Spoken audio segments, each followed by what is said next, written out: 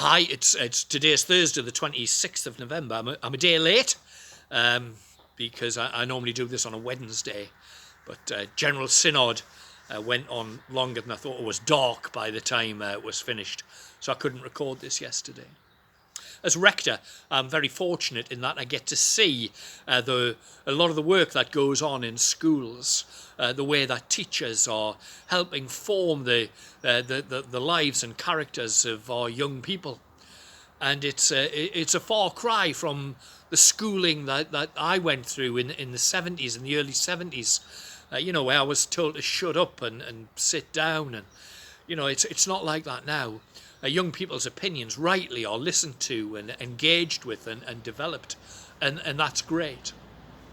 The trouble with me was I wasn't very good at shutting up or sitting down. I used to like making what I thought were hilarious wisecracks at every opportunity.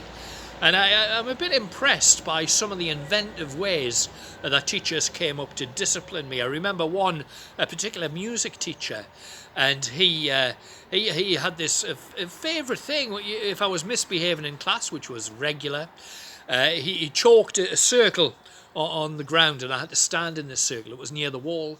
Then he would get a big hymn book and put it against the wall, and I had to hold it with my head, keep my hands behind my back. And if the hymn book fell to the ground, or if I stepped out of the chalk circle, well, then he had this metre-long ruler, and he used to whack me across the back of the legs with it.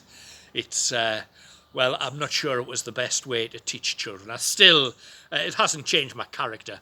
I'm still ready to speak first and think later.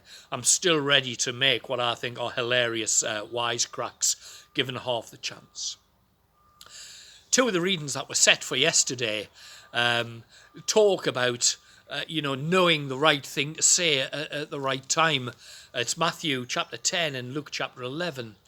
And they do so in the context of, talking about faith to other people. Because it seems to me, when it comes to talking about God's love, people tend to fall into two categories. There are people like me who talk first and think later, and then I, come away from a conversation and think, if only I'd held back a little bit, and maybe I should have said this or that. And then there are other people who are so worried about what they say that, they don't say anything in case they say what they think is the wrong thing. In whichever category you're in, those two passages give us advice. And the first one, Matthew 10, verse 19, do not worry about what to say or how to say it. At that time you will be given what to say. And then the other passage is Luke 21, verses 14 and 15. But make up your mind not to worry beforehand about how you'll defend yourselves.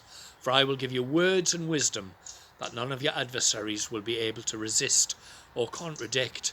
And these are both in the context of Jesus teaching his disciples how to, defend the hope that they have within them, the Christian hope, when they'd be challenged as their Christian life went on.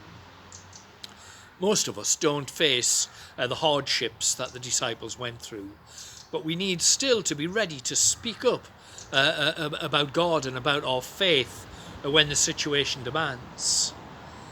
We find ourselves in a situation now. We're in the middle of this pandemic. We're still in a bit of a lockdown, and there may be times that God wants us to say something about our faith and the hope that we have, to say a word of comfort to a lonely neighbour, to bring them some sort of comfort, to speak to people we meet, about God's faithfulness when everything else seems to be falling apart.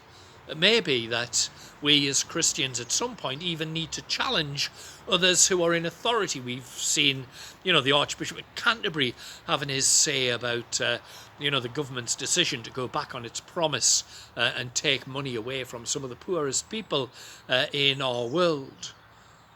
As society emerges from this pandemic, we want to have a society that's based on love for God and love for our neighbour. And that's quite a responsibility.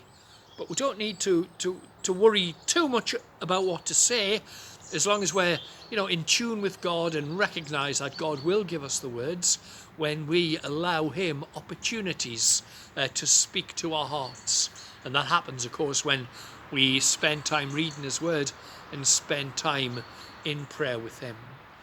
We just need to be willing to let him have his will in our lives. You see behind me, the chicken shed is coming on. Nothing has happened this week because of Synod. I've been on Synod for the last 3 days, but I'm hoping to make some progress, and I hope we all make progress in our willingness to share God's love with others. Bye for now.